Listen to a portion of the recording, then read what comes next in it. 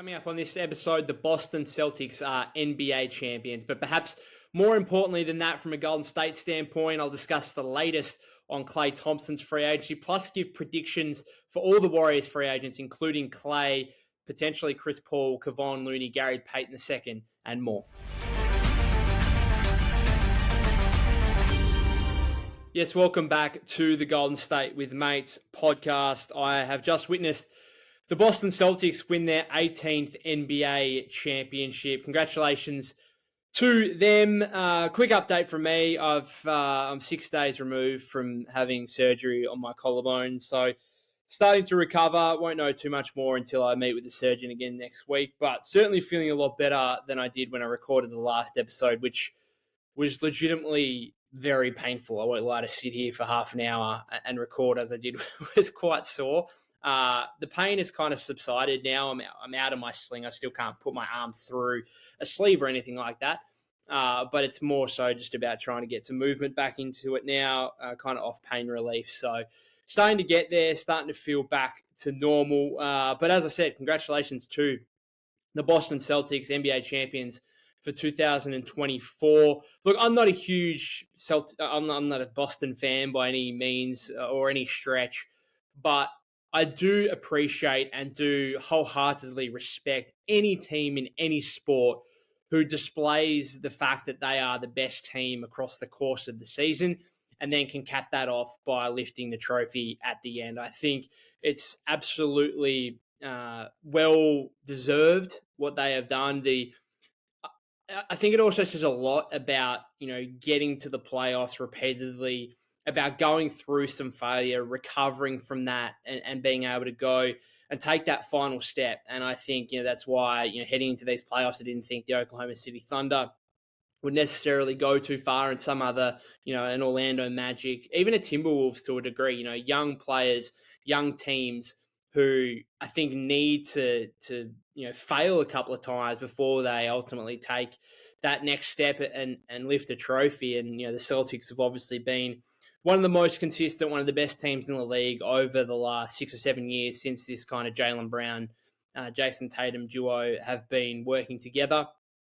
And just what they've been able to do from a front office standpoint has been spectacular as well, to put pieces around those two guys that are not only incredibly talented, but mesh and fit perfectly with those two that were obviously drafted. And I think Brad Stevens, is absolutely the envy of the league when it comes to general managers, and what he was able to do last offseason with adding Kristaps Porzingis and then Drew Holiday, to be able to take advantage of little windows of opportunity to go and grab higher level players who also fit perfectly with your team. Obviously, the addition of Al Horford, quite some years ago in his first stint with the Celtics, but then to get him back after he had his stint with the 76ers and then the Thunder.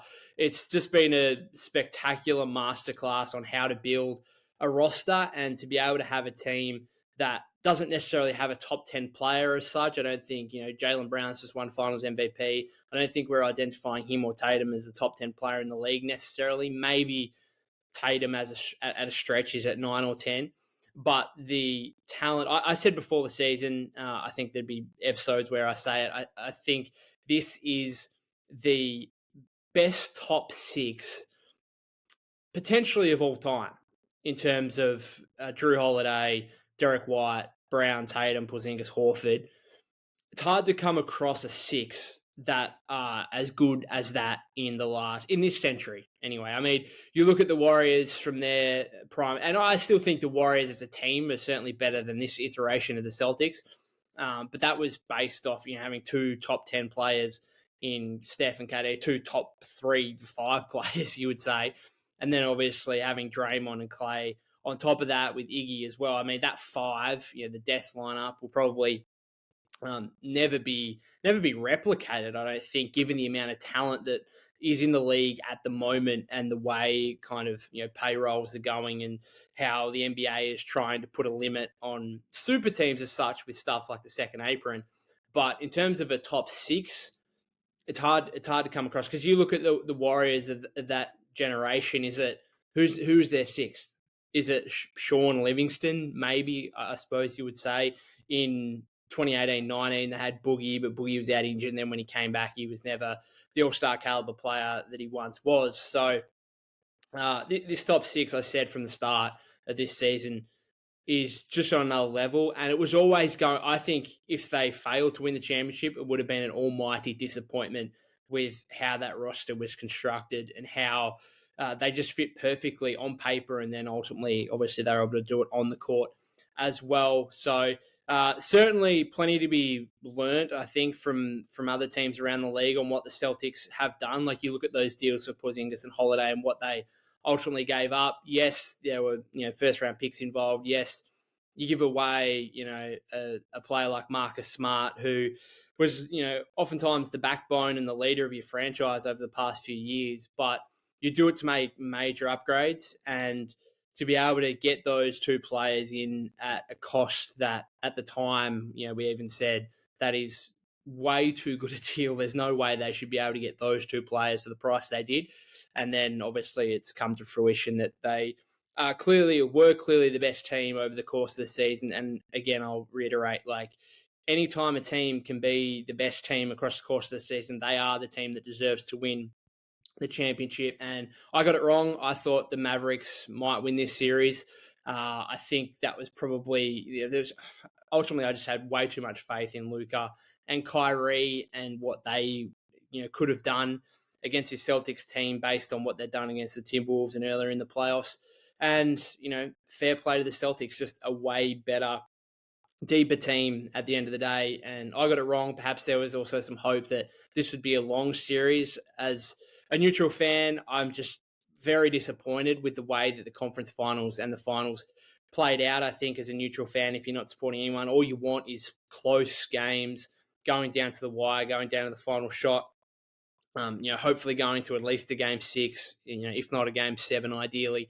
And the fact we weren't able to get those type of games in the conference finals or the finals is just ultimately pretty disappointing from a neutral perspective. And I don't want to dampen things for the Celtics at all. They fully deserve to win the championship, but it feels like this end to the season has been a little bit flattening, like compared to what we've got occasionally. And maybe I'm saying that as a Warrior fan who got to enjoy and experience what happened 2 years ago, and that being not that long ago.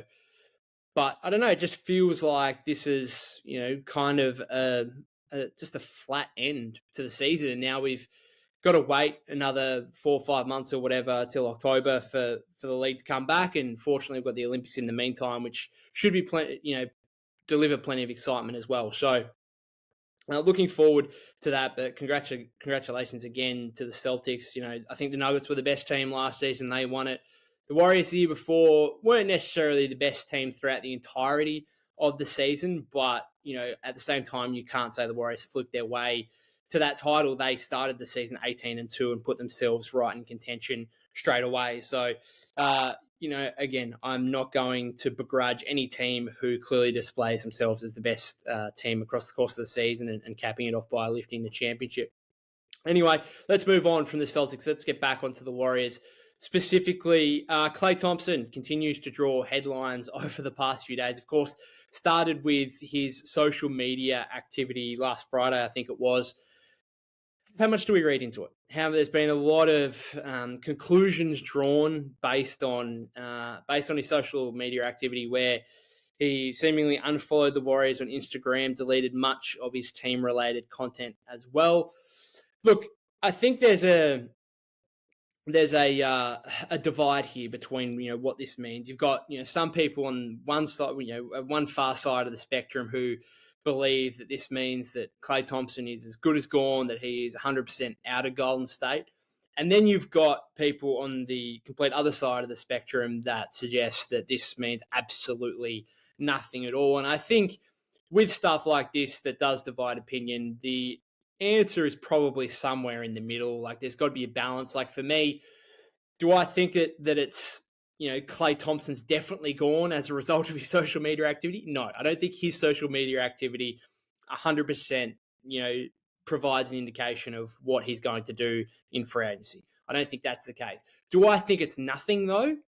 No, I think it means something. And for me personally, just as a fan of Klay Thompson, as a fan of the Warriors, like I was incredibly disappointed and saddened, you would say, by the fact that not necessarily the unfolding of the team, but deleting photos from the 2022 championship. Like that is such a huge part of Klay Thompson's life. It's such a huge part of the Warriors as a franchise. And regardless of what happens in free agency, regardless if Klay re-signs with the team and is here for life, or whether he departs for another team, it doesn't matter. Those are cherished moments that will never be forgotten and should therefore not be wiped away from Klay Thompson's Instagram. I know it might sound like a little thing, and it's social media at the end of the day. It's not necessarily real life, and perhaps I need to get a perspective on that a little bit. But I do think like it literally disappointed me the fact that he felt the need to delete photos from the 2022 championship. I just don't think it's needed. I think unfollowing the team is probably one thing, deleting some photos, maybe another. But specific photo with Steph Curry, celebrating the 2022 championship, like that is such a huge part of not only your playing career but your life, especially what Klay had been through on the back of back-to-back serious leg injuries. I just found it incredibly disappointing. And so it is what it is at the end of the day. But I think Draymond kind of tried to laugh it off, said that's effing hilarious. I'm not sure. I think that was probably more in relation to how people were responding to it, with people speculating that this means that Klay's gone kind of thing. And I think Draymond's probably more on the side of it means nothing at all. It's perhaps just a negotiating tool more than anything coming up to free agency here. But I also think that Draymond's reaction was more of an awkward one, a bit of a strange one, where he was just trying to move on from it and pass it off as nothing rather than actually discuss the topic or the subject at hand. Because as I said, I do think it means something.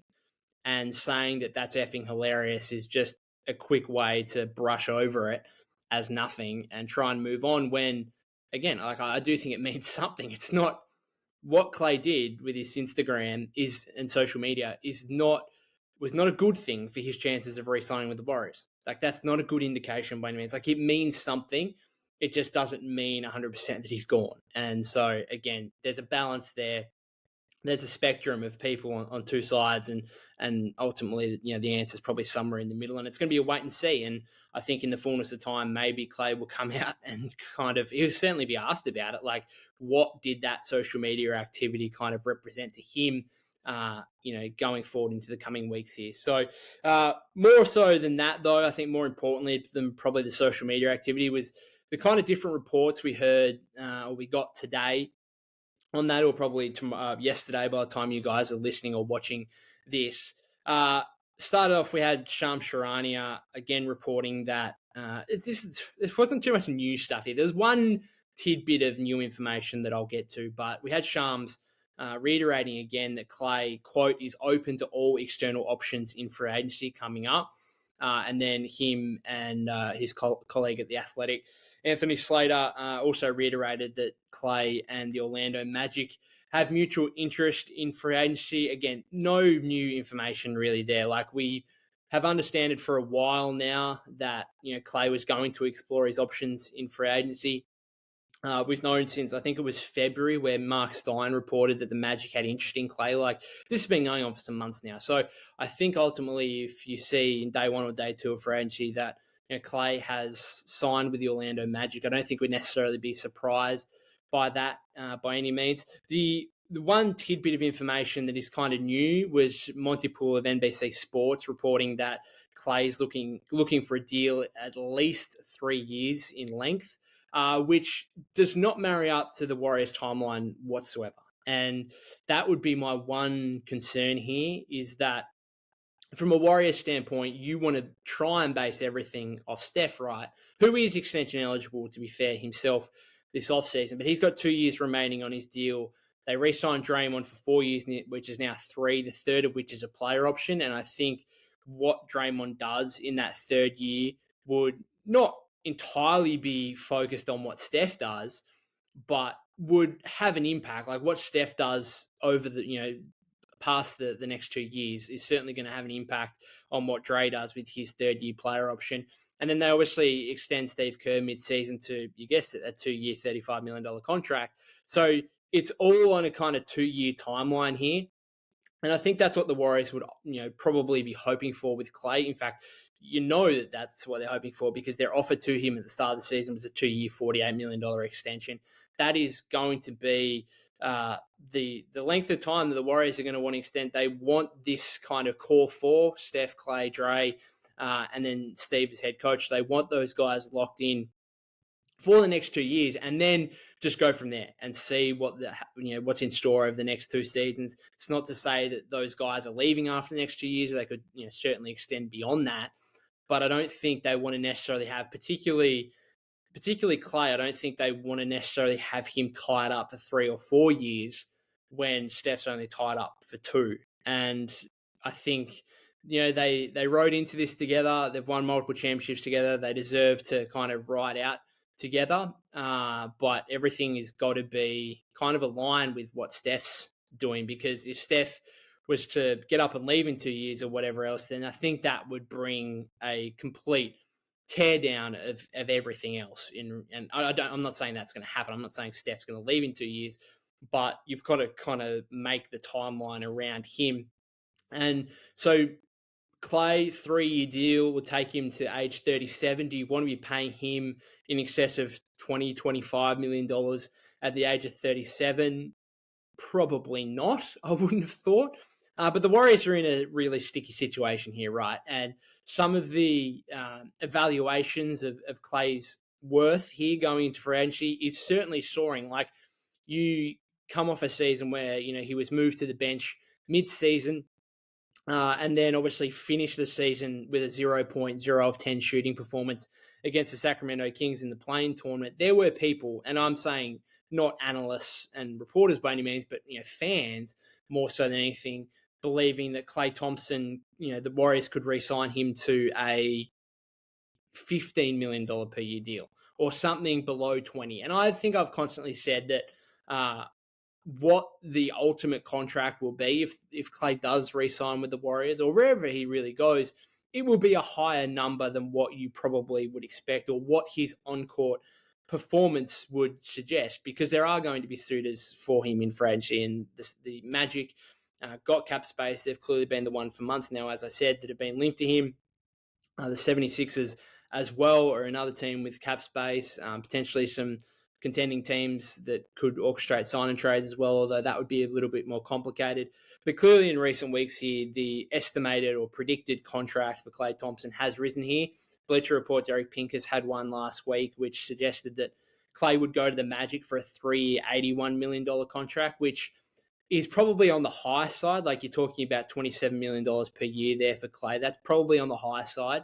However, I can certainly see the Magic offering him that. And if Klay comes to the Warriors and says, okay, I'm being offered 3 years, 81 by the Magic, you've got to match that for me to stay, I do think that would cause serious conversation for Joe Lacob and Mike Dunleavy Jr. And others in those conversations about whether or not they'd be willing to match that. I do think, like, personally, I know it's easy for me to say, I'm not the guy spending the money.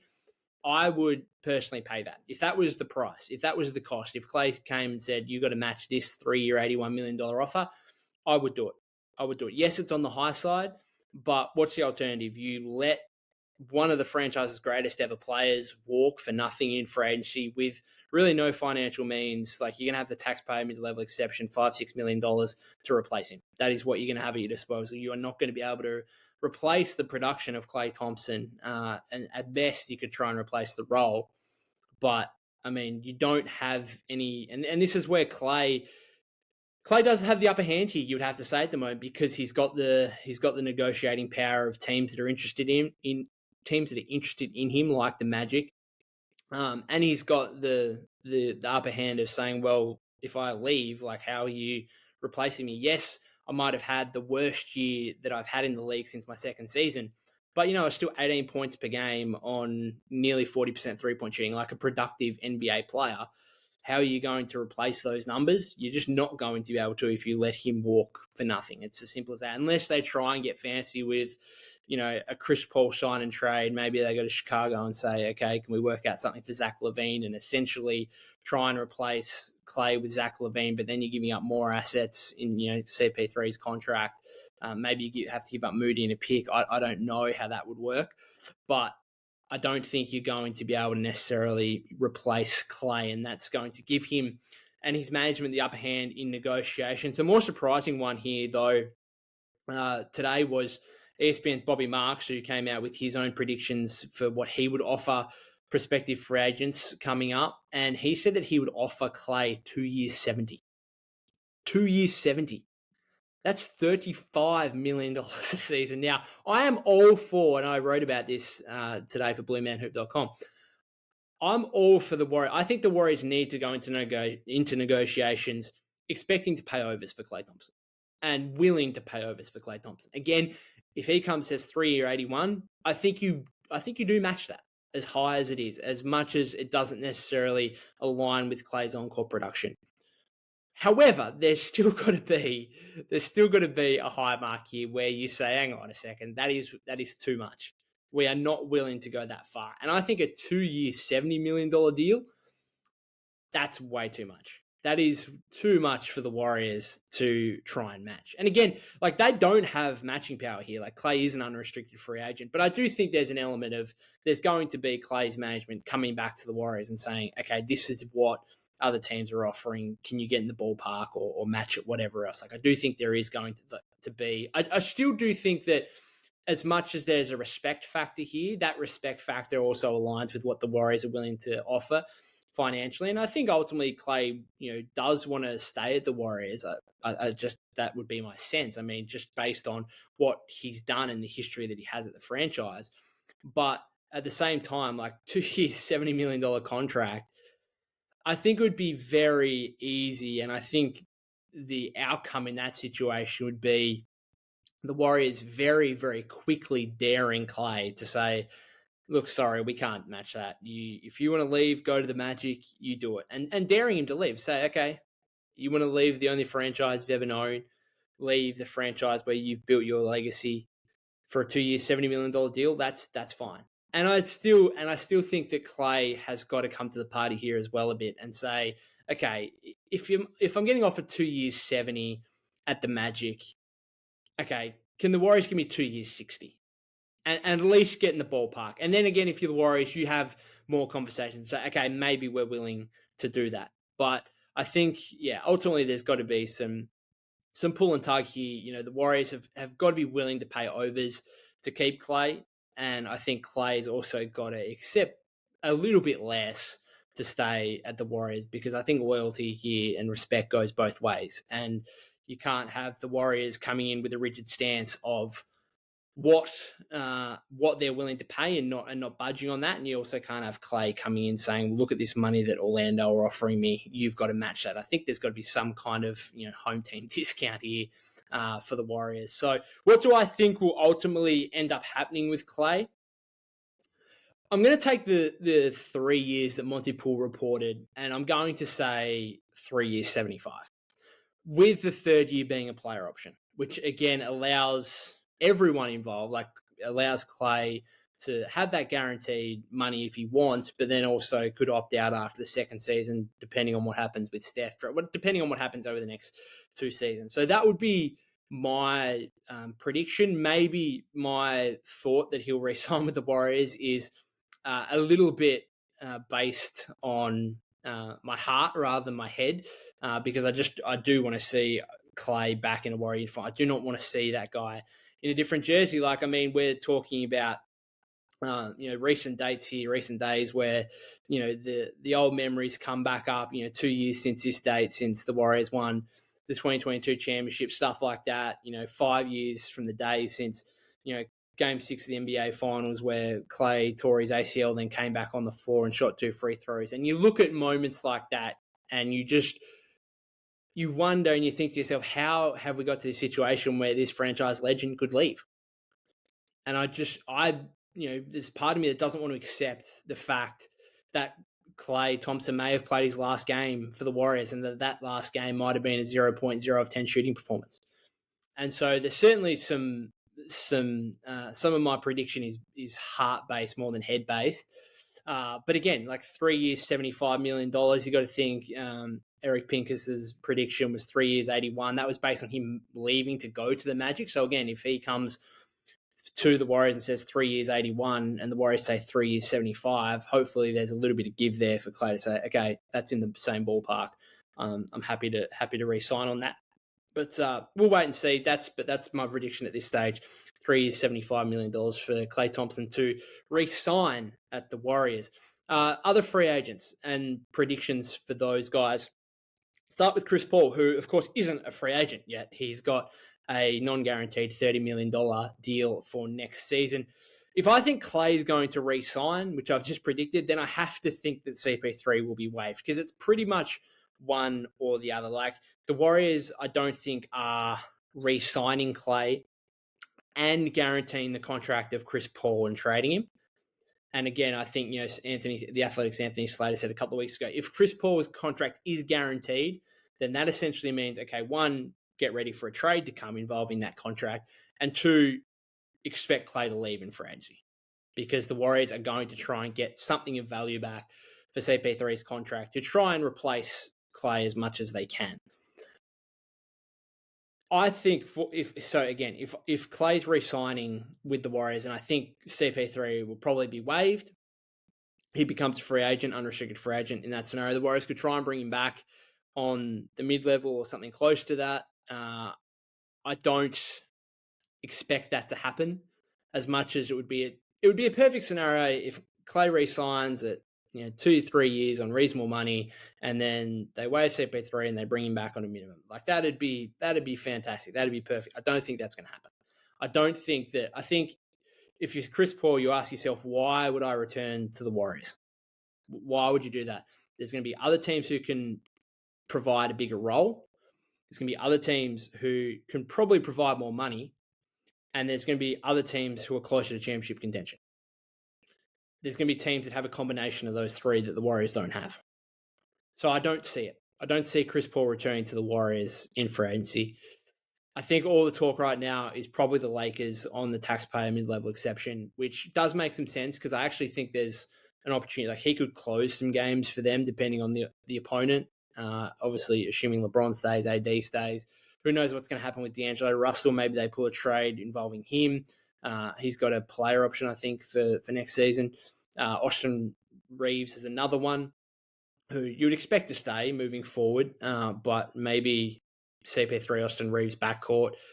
Don't know how that's going to go defensively, but again, it's a wait and see process, but I could see CP3 going to the Lakers, playing with LeBron, and potentially closing some games for them, which is an opportunity that he's probably not going to get with the Warriors moving forward. Either way, I'd be shocked if he's back with Golden State at all because, as I said before, if his contract does get guaranteed, then I think that's clearly a sign that he's going to be traded. Gary Payton II is another one, player option, $9.1 million deal for next season. This is an interesting one because you would think that, as a player with, as someone with a player option, that he would have the upper hand here. I don't think he does. This is where, I think the Warriors are really out of control in a little bit in Klay's free agency. Like a lot of what's going to happen with Klay is obviously up to Klay. But I do think that GP2, the Warriors have some control over this. I think they can use in their negotiation, they could say to GP2, and it would be brutal to say, but they could say to him, well, if you opt in to that contract, $9.1 million, then there's a fair chance we might trade you. And therefore, he might opt out. And the Warriors might say, okay, well, we're happy to bring you back, let's say, and I think my prediction here, opt out, come back on a 2-year, $12 million contract. I think that's what Marcus Thompson II said a couple of weeks ago. I think that makes a lot of sense for both parties because if you're GP2, yes, you could be angry at the fact the Warriors might trade you if you opt in, but if you opt out, what deal are you getting in for agency? Is a team going to want to take more than a 1-year risk on you, given your injury history over the last 2 years? So I think if you take all the factors involved, I think the fact that GP2 clearly wants to be at the Warriors, he loves the Warriors. Yes, he has left once before, But I think he's in a situation now where it would hurt the Warriors a lot less were he to leave, simply because of the injury history he's had over the last 2 seasons. And so I do think, despite the fact that GP2 has a player option, that it's up to him at the end of the day. I do think the Warriors have actually reasonable control on how this scenario is going to play out. But ultimately, as I said, 2 years, 12 million. That's what Marcus Thompson II said. I think that's pretty fair for both parties. GP2 gets an extra $3 million, gets the extra guaranteed year, and the Warriors can obviously shed a few $1,000,000 on their payroll and luxury tax. So we'll wait and see again with that, but I think it makes a lot of sense. Kevon Looney's obviously the big other one. I spoke obviously last episode, I think it was, about his deal and the non-guaranteed part of that, or partially guaranteed part of that, where he's 3 of his $8 million is partially guaranteed. He's guaranteed until June 24 when it becomes fully guaranteed. I kind of spoke about what's the downside of just guaranteeing his contract. I just don't think. I think it'd be a colossal mistake. I think it would just you've got. I'm not going to. Do I call Loon a franchise legend? I mean, he'll be forever remembered. He's a 3-time champion. He's 9 years at the Warriors. I think he'd be held in even higher regard if there wasn't Steph, Klay, and Draymond ahead of him in terms of tenure at the franchise, and obviously having the 4 championships, and even before him, Andre Iguodala as well. I just losing a guy of that caliber. Not necessarily his on-court production, but his legacy at the franchise, what he does for you from an off-court standpoint in terms of veteran experience and leadership. Losing that, just letting that guy go, just cutting him, I just think would be massively disrespectful. I just think it would be a major mistake. What is the downside? You've got a guy on, a backup center on $8 million. So that's about what you pay for a backup center. I don't know what the downside to this is. Okay, we're going to find it harder. Unless the Warriors, the only way, unless they want to get out of the luxury tax entirely, right? If they want to get out of the luxury tax entirely, then, okay, maybe that's their. But I don't think they should want to do that, because they should still want to compete. And to compete for an NBA championship, you've got to be in the luxury tax. Now, yes, they want to get under the second tax apron, fully understand and appreciate that. But they can do that by still keeping Loon. And so I just think it'd be a massive, massive mistake just to cut the guy for the sake of, yes, $5 million and then the luxury tax savings on top of that as well. It's going to be, an extensive amount of money. I get that. But we're not talking about Chris Paul's $30 million contract. We're not talking about, re-signing Klay for $20 to $30 million. We're not talking about that kind of money. We're talking about $8 million. Which in NBA terms is fine to pay for a backup center. It is fine. And so I just think it would be a colossal mistake. So from that perspective, I'm just going to say, I think they will guarantee his contract. I think they will do that. And then he's certainly a trade candidate. Don't get me wrong. And that might be I don't think that would be as brutal, but it would be a harsh call to trade a guy of his stature, as well. But I think that would be less brutal than just cutting him for nothing and just walking and saying, okay, we're just going to let you go because we want to save a few $1 million. That would be, at least you're getting something in return, I think, for him in that scenario. So again, I think contract guaranteed, and then it'll be a wait and see for a few weeks, perhaps the whole off season on what happens with Loon moving forward. Dario Saric, these are the kind of other free agents we'll get through here quickly. Dario Saric clearly didn't work out with the Warriors over the second half of the season. I don't know. I kind of think about the start of the season and how well he played, but much of that was based on his pairing with Chris Paul. Obviously, we think CP3 is not going to be back. Therefore, do you want to keep Saric? I'm not going to be totally adverse. If they re-sign Dario on the minimum, I'm not going to spit the dummy, throw out the bathwater, and get real angry about it. I'm not.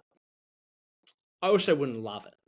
And so my prediction is that he probably signs. I don't think his season was good enough to be getting more than what he got last season, which was the minimum, 2.7 million or whatever. I don't think his year was good enough to get any more than that from any team.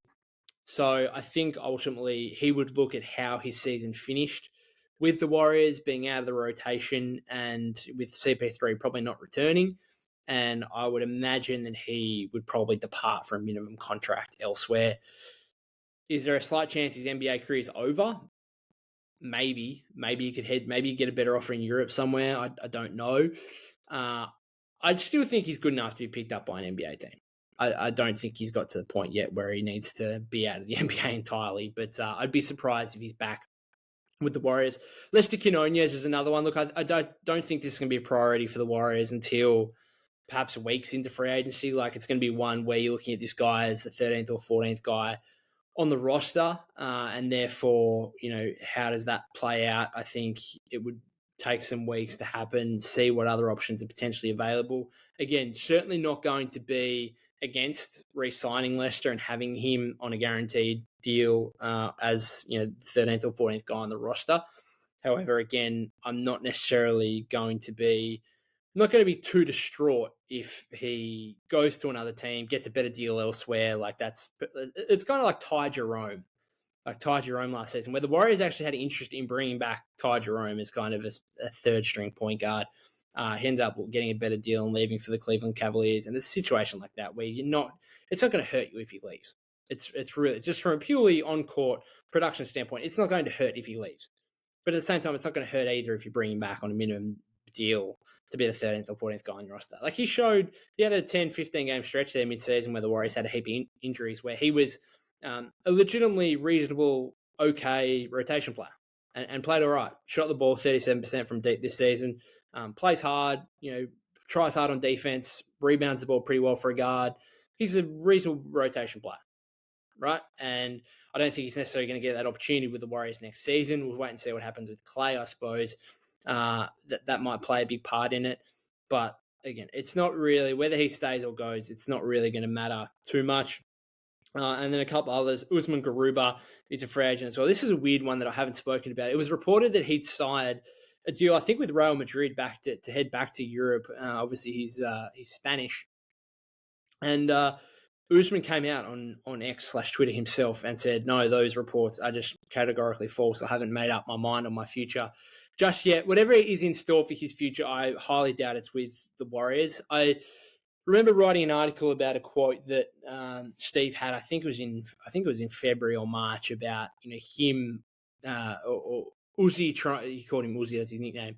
Uzi trying to carve out. I'm paraphrasing here, but Uzi trying to carve out a niche for himself, a role for himself, because I think Steve and the Warriors probably see him as a tweener, as not quite big enough height wise, at least, to be, and defensively to be a center, but then not quite athletic enough, not quite enough of a 3-point shooting threat to be a 4 in the modern NBA. So he's a bit of a tweener, probably your kind of old-fashioned power forward. But how many of those do you have in the league unless you're incredibly talented?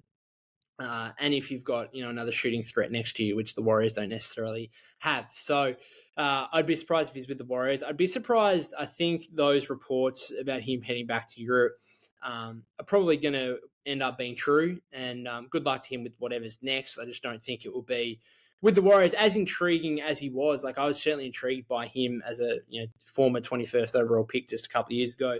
Played 100 games for the Rockets, showed some talent, particularly offensively. Good passer, pretty strong rebounder. Can average over 10 boards per game in the G League this season.